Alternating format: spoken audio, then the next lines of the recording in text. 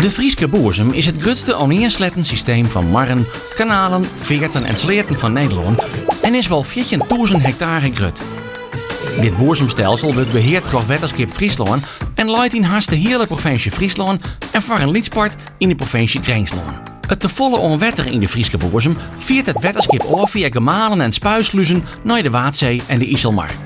Als het te droog wordt er wetter onvierd vanuit de IJsselmar naar de Frieske boerzem.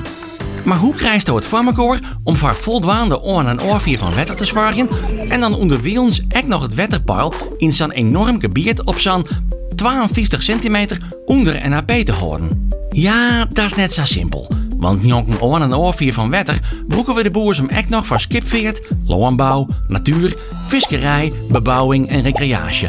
En daar moet het wetterpeil alle jaren op oorstind worden. Boeren die willen graag voldwaande wetter in de simmer, maar in de winter en de betierde maaitijd krijgen we net te vol. Maar de natuur volgt liever het natuurlijk ritme, dus heeg in de winter en leeg in de simmer. En voor skipveert en recreatie is het krijg wij wichtig dat het wetterpeil zo vol mogelijk hetzelfde is.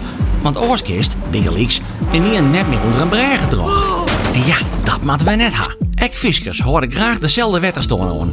En qua huizen en orenfarmen van bebouwing willen we ook gewoon door gevotten houden. Oh ja, en den jonken moeten we bij Frost ook nog rekening houden met reetriekers. Al die belangen moet het wetterskip dus weerje bij het bepalen van een peilbesluit. In 2020 is alles op een nijbesjongen en woegen. De conclusie is dat het doelniveau van gemiddeld 52 centimeter onder NAP nog heel het best past bij alle functies in het boerzemgebied. Alleen voor de natuur onderzoekt het wetterskip werd wij in de winter en de betierde maaitijd soms krijg wat hegere wetterpeilen aanhouden kunnen. En dan alleen nog daar werd het kind. 52 centimeter onder NAP is dus het doelniveau, werd het wetterskip van oorwieken mooi als de situatie daarom vreegt.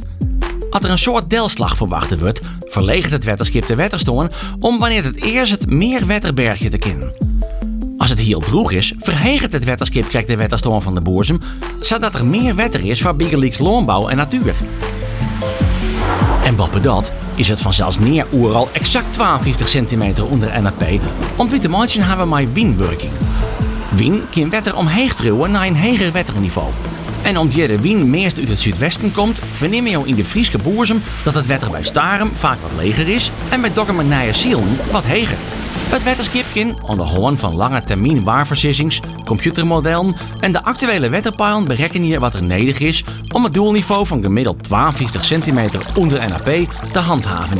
En zo zwaagt het wetterskip Friesland ervoor dat wij alle jaren droege forten houden en genoeg wetter hebben en alle belanghebbenden in het boerzemgebied krijgen wat ze willen. Nou ja, op het gebied van wetter dan.